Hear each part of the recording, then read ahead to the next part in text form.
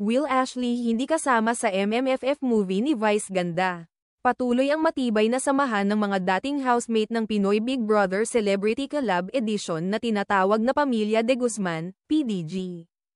Lumabas ang balitang posibleng isama sila ni Vice Ganda sa kanyang Metro Manila Film Festival, MMFF, entry, bagay na ikinatuwa ng fans. Gayunpaman, usap-usapan na hindi makakasama si Will Ashley dahil abala siya sa pelikulang Bar Boys 2 at may ibang plano para sa kanya ang kanyang network. Dahil dito, marami ang nanghinayang. Lalo na't mabubuo sana muli ang PDG sa isang malaking proyekto. Nagkahati ang reaksyon ng fans, may mga nalungkot sa pagkawala ni Will sa lineup. Habang ang iba na may naniniwalang mas makabubuti para sa aktor na mag-focus sa Bar Boys 2.